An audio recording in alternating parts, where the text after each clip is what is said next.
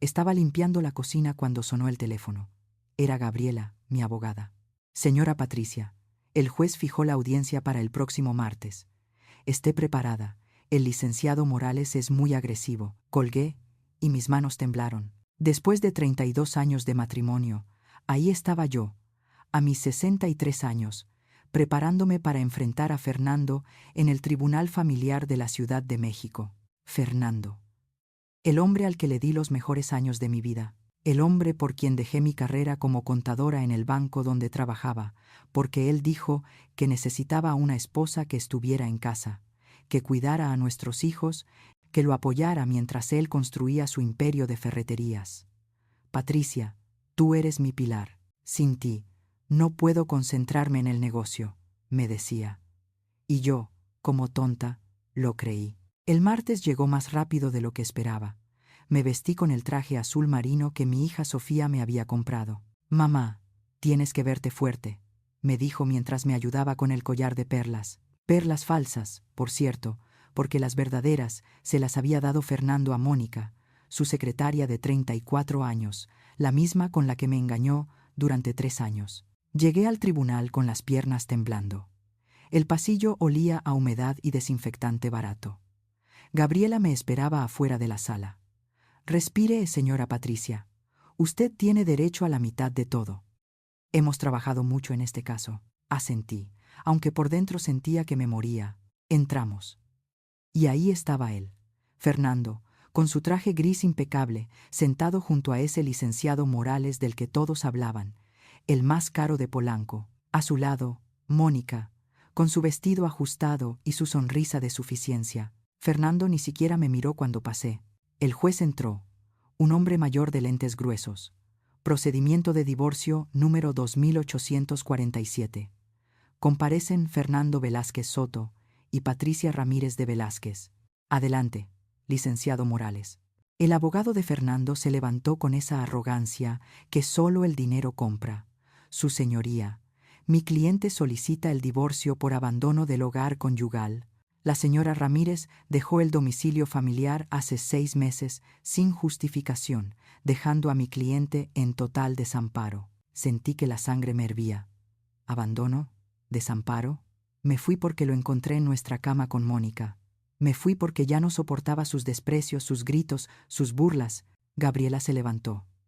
Su señoría, mi clienta se retiró del domicilio porque sufrió infidelidad conyugal comprobada.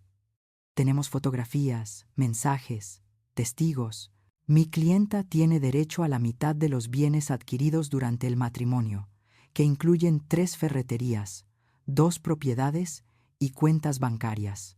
El licenciado Morales soltó una risita. Su señoría, mi cliente construyó ese patrimonio con su propio esfuerzo.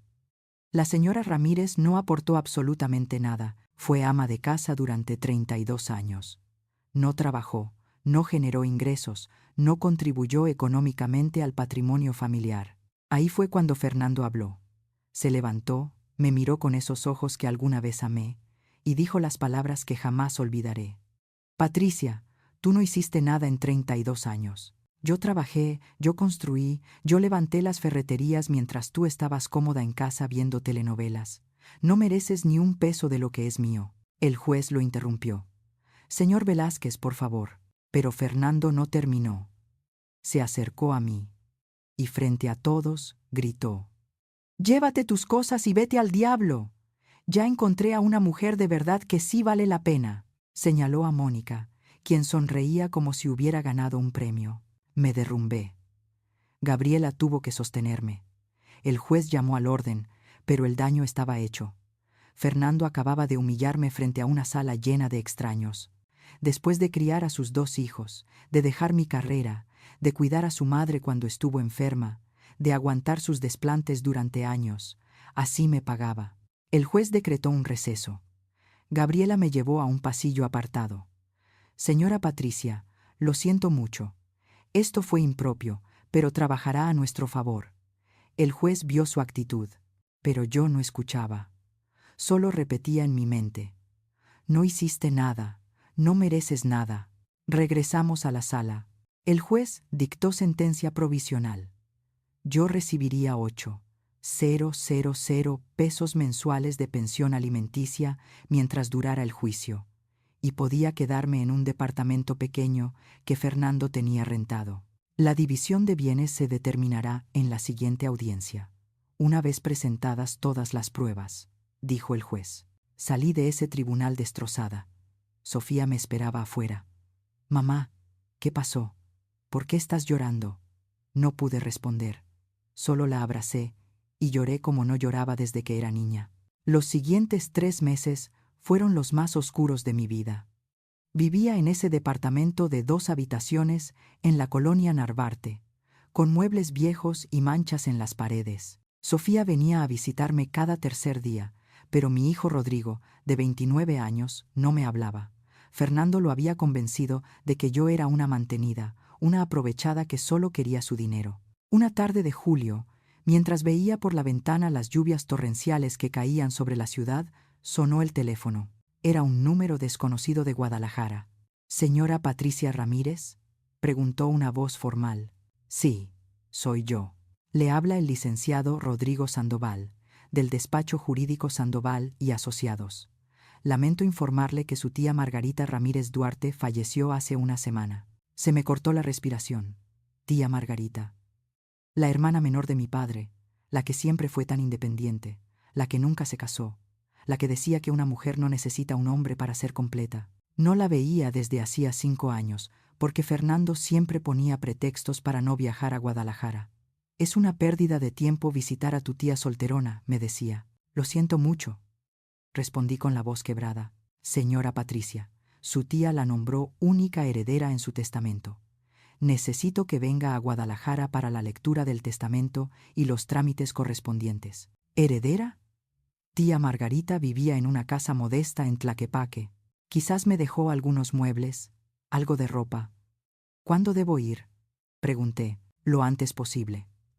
Hay asuntos que requieren su atención inmediata.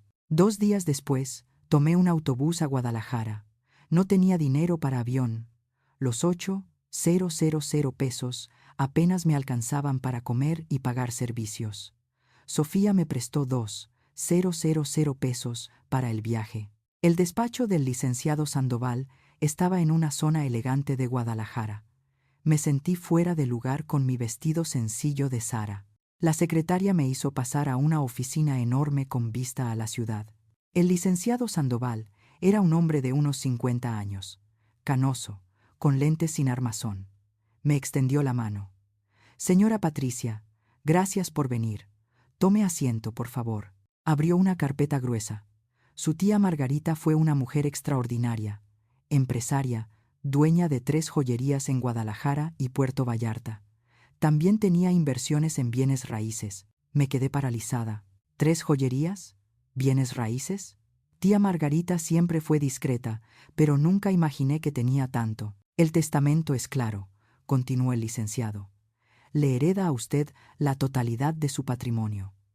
Esto incluye las 3 joyerías, valuadas en conjunto en 18 millones de pesos, una casa en Chapala, 2 departamentos en Puerto Vallarta y cuentas bancarias con aproximadamente 4 millones de pesos. Creo que dejé de respirar.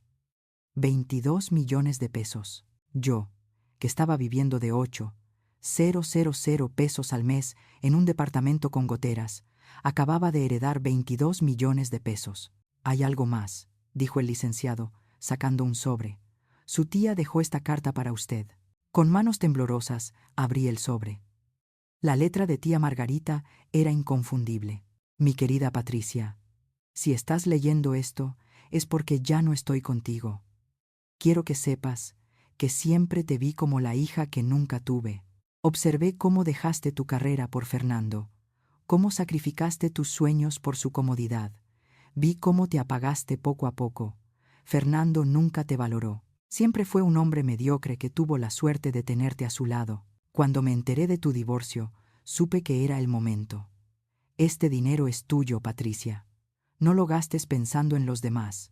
Úsalo para ser la mujer que dejaste de ser hace 32 años. Demuéstrale a Fernando que no necesitaste de él para nada. Tú siempre fuiste mejor que él. Con todo mi amor, tía Margarita. Lloré ahí, en esa oficina, frente al licenciado Sandoval, Lloré de tristeza, de alivio, de rabia, de agradecimiento.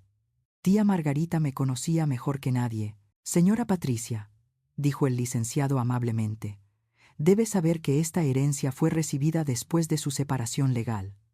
Según la ley, no forma parte del régimen de bienes conyugales. Es exclusivamente suya. Su esposo no tiene derecho a reclamar nada. Esas palabras fueron música para mis oídos. Fernando no podía tocar ni un peso. Regresé a Ciudad de México 3 días después, con los documentos legales en mi bolso y una cuenta bancaria que ya no estaba vacía. No le dije nada a nadie excepto a Gabriela, mi abogada, quien casi se desmaya cuando le conté.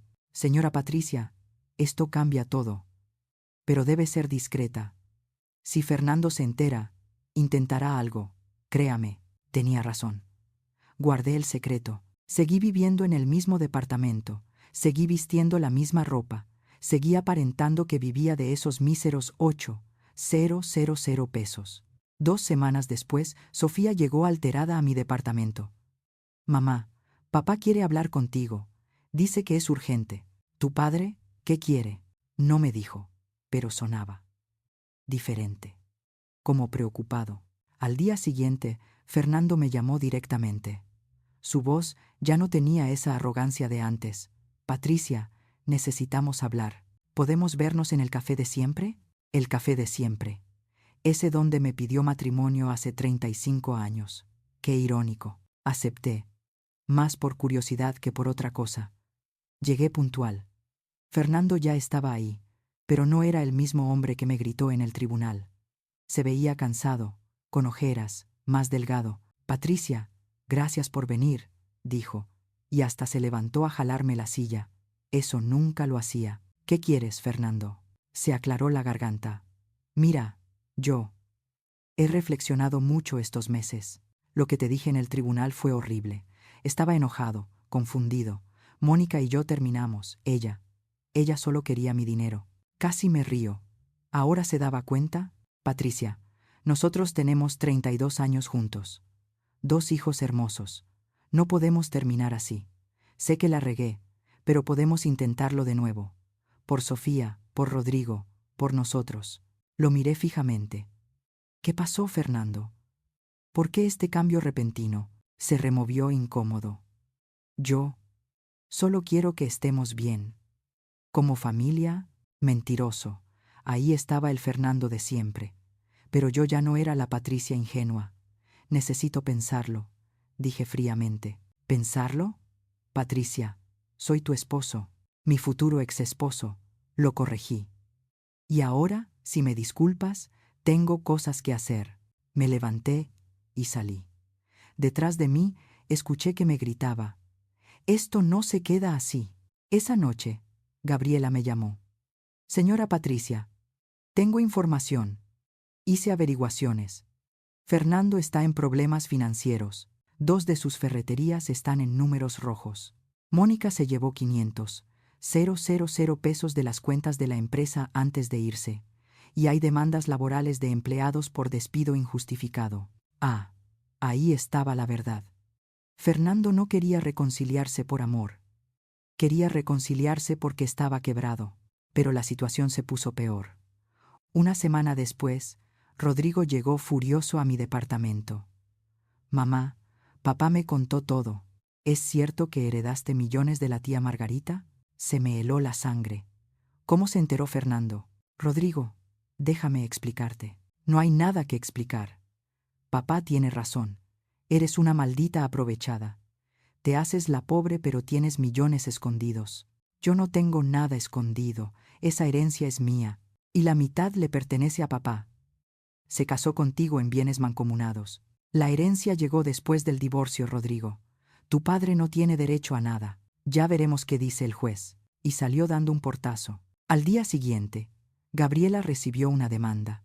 El licenciado Morales alegaba que la herencia debía considerarse parte del patrimonio conyugal, porque fue producto de una relación familiar sostenida durante el matrimonio. Era absurdo legalmente, pero Fernando tenía dinero para alargar el proceso. La nueva audiencia se fijó para 2 meses después.